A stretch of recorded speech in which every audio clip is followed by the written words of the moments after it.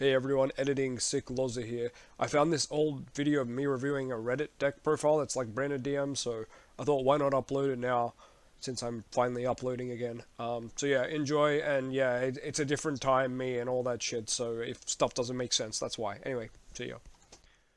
So I'm doing a browse of Liretto, you know how it be. There is a Dark Magician Reddit, by the way, if you'd like to get involved. I'm going to have it in the description, and I'm going to have it pinned as the top comment. Please join the Dark Magician Reddit. I don't know, I just post on there sometimes, so go ahead and join. Anyway, top card, our locals with 51 card Dark Magician branded deck. We all know my branded Dark Magician deck sucked, so let's go in and see what this list does. Here we are at the Yugioh Pro deck page. This is where Joby is actually banned because he made multiple accounts upvoting his own posts and decks, to which the admins kept saying stop doing it.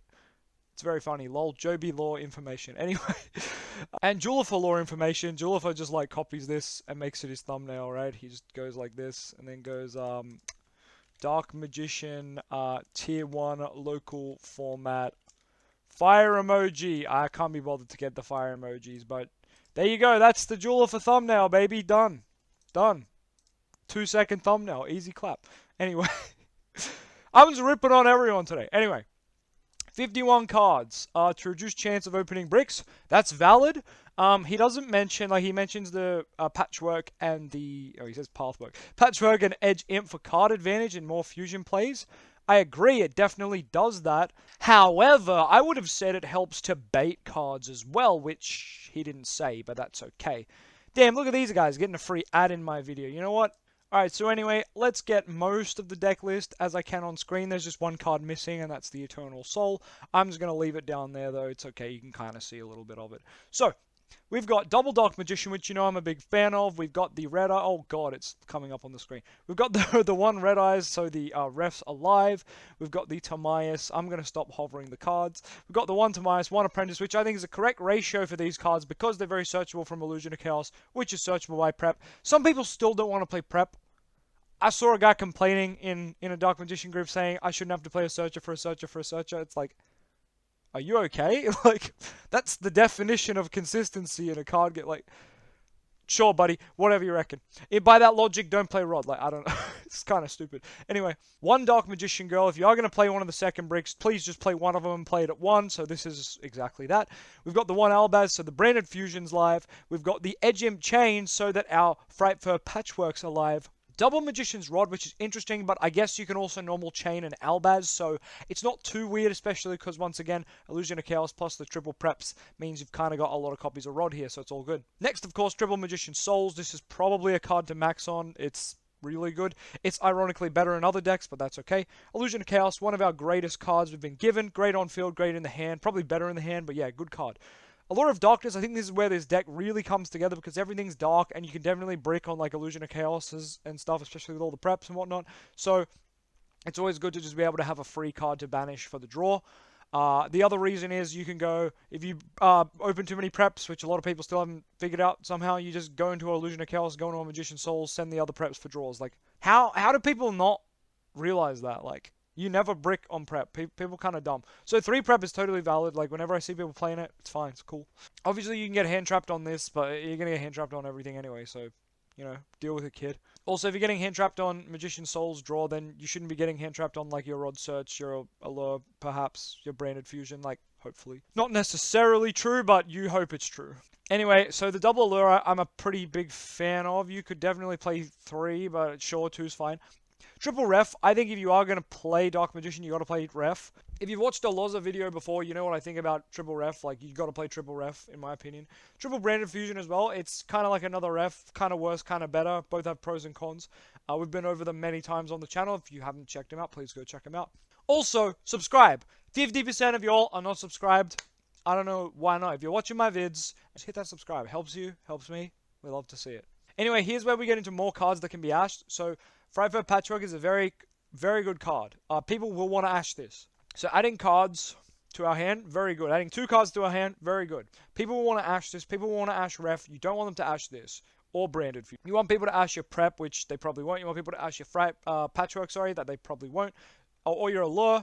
so you can then safely play your ref, safely play your branded fusion, and get away with shenanigans. Now, obviously, it's not always going to work out that way, but if you can bait someone into it, fantastic. Sometimes you can bait them by using Soul Servant. A lot of people forget that. You can go Soul Servant, and they'll be like, cool. And then you go Allure, trying to draw what you just stacked. And they might hand trap that because they know you stacked. So that's one way I like to do it. You might feel like you're wasting Soul Servant, but think about it. If they do Ash the Allure, you then have Red Eyes Fusion. You can just slap down, and then you banish your Soul Servant, draw one. So sometimes you just got to plan ahead. Sometimes you just got to try get that Ash out of the way. And look, maybe cop a neg one so you can then play your ref safely. Sometimes it's worth it. Anyway, Duster at 1. Now, Michael makes a very good point about main decking Duster. It's a going second card and a going first deck, which I disagree with. But if you're going first, you open up the 1 Duster, and it's your hand's that bad that the Duster makes it, unplayable. Your deck's bad, your hand's bad. Like, deck building bad, get better. So I kind of agree with that, but also like it's kind of the same argument as Dark Magic Attack. It's like it's strictly for going second, whereas we're going first deck a lot of the time. But whatever. Card's good. If you want to play it at 1, play it at 1. It's fine. It's no biggie. Double Poly. Now this is interesting. Normally I hate Poly, but because we're playing Patchwork, you have to play Poly. That's just kind of how it is. What's interesting is in this deck we can actually Poly with like Timaeus or Red Eyes to make Dragoon in all wacky, cool ways. Of course, we can still make Dragon Knight. We can still make Dark Magicians. We could even make some weird shit, but I doubt we'd go into anything else with Poly, but it's probably one of those 3. Coming back to our other Ashmore card, yeah, Branded Fusion, cool, we spoke about that. Upstart Goblin, super good in DM, and people are saying, oh, it's 51 cards, you shouldn't play Upstart. No, in DM, Upstart's fine all the time. It's kind of like Striker, but it's got a different interaction in this deck. The interaction being with Circle. Where is our Circle? We just got the 1 Circle. I'd love to see it. And Soul Servant, you can just stack the DM card you need, which means you can stack a monster, which is incredibly good. Normally you want to grab Magician Souls, and yeah, just draw into it. It's cracked. Or you can force your opponent to Ash you. It's very good. So if you want to try to bait the opponent's Ash, you can go Soul Servant, stack a cool card, and then try to Upstart draw it. They might Ash you because they don't want you to have that card. That's only if you want to get ashed. If you don't want to get ashed, play the Upstart raw. No one should ash just a blind Upstart. Some people do. It's really freaking annoying on Master Duel when it happens. But no one should ash a blind Upstart, and then from there you can chain your Soul Servant. That's normally the way you want to go. People who ash Upstart are incorrect, so if you do get ashed on it, my apologies, but like your opponent is a monkey, and so are you. Some people complain to me about shit like that. They're like, oh, I got ashed on prep, like you lied. And I'm like, I didn't lie, just you versed a nonce. Like, don't blame me. Someone ashed my prep at locals and I legit lost because of it and I was very sad. But there's no way for people to know that and they really shouldn't be ashing prep, right? It's just bad. You could have another prep, right? It's just stupid. You shouldn't ash prep. Same with Terraforming, kind of, unless you know they're playing Mystic Mine. In this case, we are.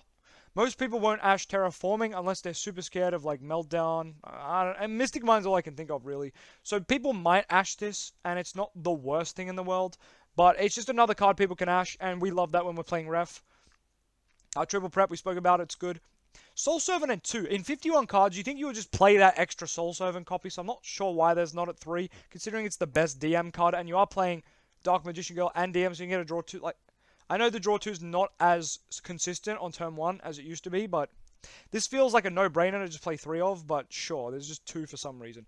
If we're going over 40 cards, like, just fucking play the 3rd Soul Servant. I don't get it. Anyway, Call by the Grave. At 1, it's obviously very good if you open it with Ref or Branded Fusion, so cool. Forbidden Droplet at 3 cards, very, very good, so I recommend it. Fantastic card when Anaconda was legal because you'd send your Anaconda when they try and negate it. Very cool. Sigur's Dark Magic, yeah, this card can be very hit and miss, but I guess if you're playing a big fusion build, should be fine. Set rotations, so you give your opponent either Salvation, Mystic Mine, or Village. I actually really like that, that's cool. 1 Circle, 1 Eternal Soul, I do love to see it. The 1 Salvation, because you may as well if you're playing all the field spell search stuff. And a Metaverse. Metaverse really good here, because obviously you can just go and grab Mine, but you can turn on Secret Village as well. So in those matchups where Village is better, sure, you can just go for that. It's fantastic. Overall, I really like the main deck. Like, yeah, we went over 50, but we're playing that many powerful one-offs. Like, there's a lot of cards that can bait Ash here, and there's a lot of cards that are just oppressive. I actually really like this list. I might even give it a shot. Let's get on to the extra deck. Guardian Chimera. Probably a reason I won't play the deck. I don't want to buy this card right now, but I guess you definitely could. Everything else is pretty cheap, I want to say. Double Dragoon. I already own this, so that's cool. I agree with this. Normally I just play 1, but you do have so many ways to Dragoon in this list. You may as well play 2. Dragon Knight card's very good. If you can get to this with Eternal Soul Circle, you are having a great game.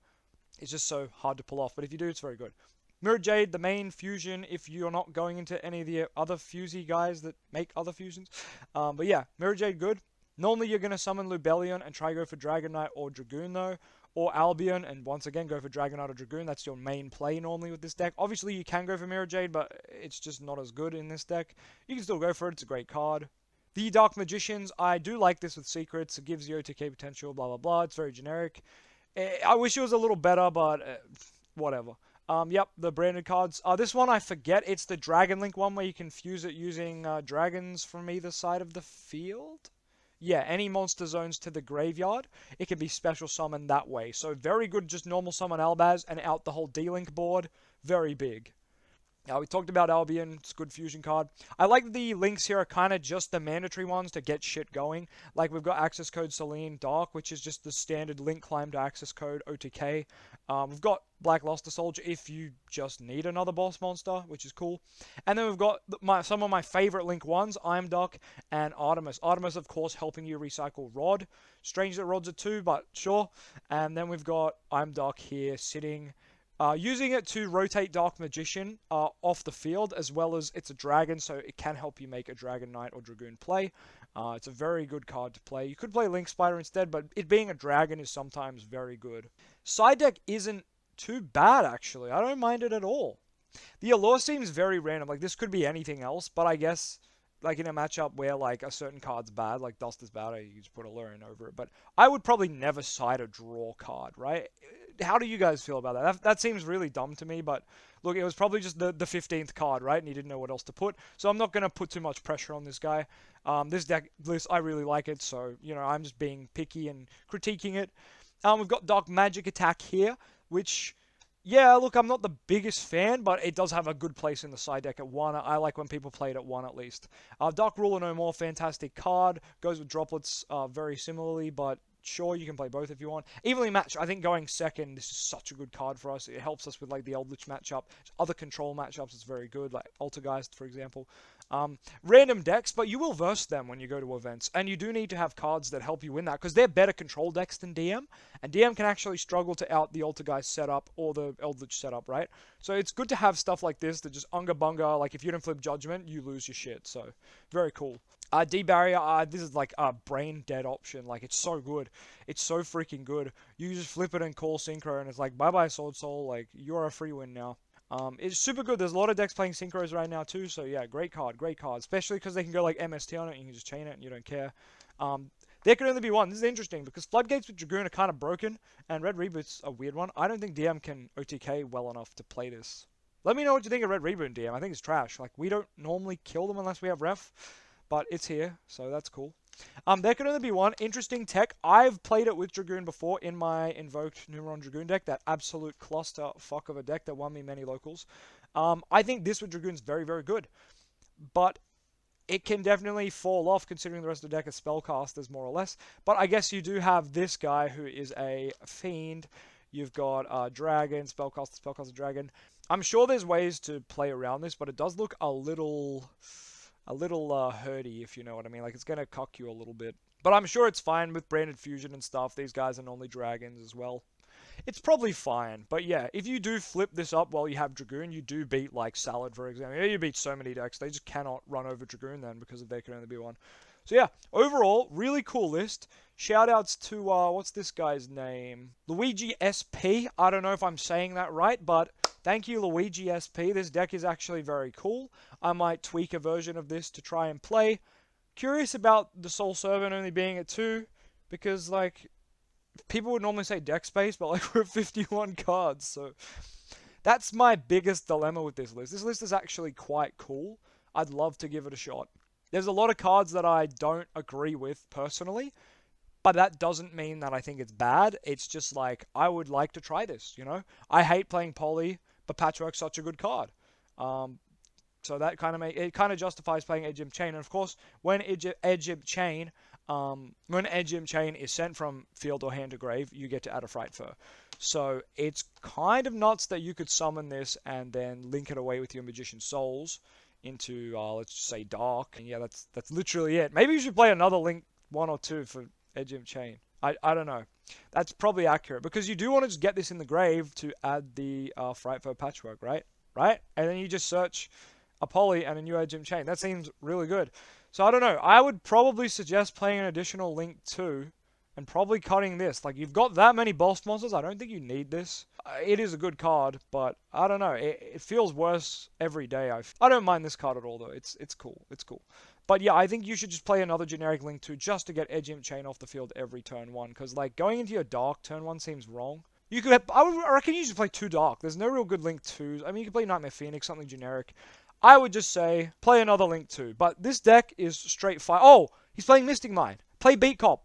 Play Beat Cop. Now, some people disagree with me, but I don't really care. If you're playing Mystic Mine Dark Magician, you should play this card because it literally says if it's someone with 2 Darks with different names, and let's just check real quick, this is a Dark, and it will have a different name to Magician Souls or Apprentice because they're probably your 2 special summon targets. It gains this effect. Tribute a monster, target a face-up card on the field, place a patrol counter on it. So you know what you do?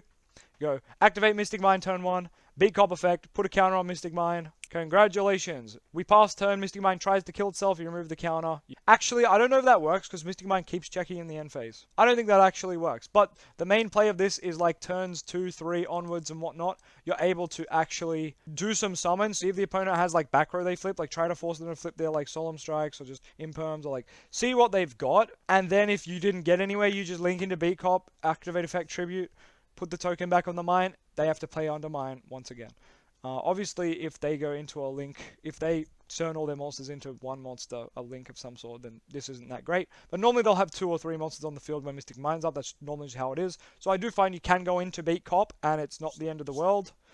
But yeah, that's just my Dark Magician Mystic Mine tech. Of course, Artemis is also a crazy good card with Mystic Mine DM because you can pass your turn on Magician's Rod. Oh, sorry. You can summon Magician's Rod, add the Soul Servant, link into Artemis, activate Mystic Mine, pass turn. When your opponent normal summons any of their monsters, doesn't matter. Let's say they normal summon Edge Imp Chain. You're going to flip that Soul Servant in the grave, stack your Magician Souls normally, and then activate Rod Effect in grave. Tribute away that Artemis, and voila, they're under mine. They still get that monster effect of the one they have, but now they're playing under mine. It's really cool. I love it. So yeah, cool list. Cool list. I probably would sub this out for a 3rd copy of Mystic Mine. But other than that, cool list. I probably wouldn't play Dark Ruler either. I'm getting really picky here, as you can tell. But this is a cool list. I dig this. What do you guys think about it down in the comments? Let me know. I'm going to catch you guys next time. And welcome back to the Dark Magician Roasting Series. Bye.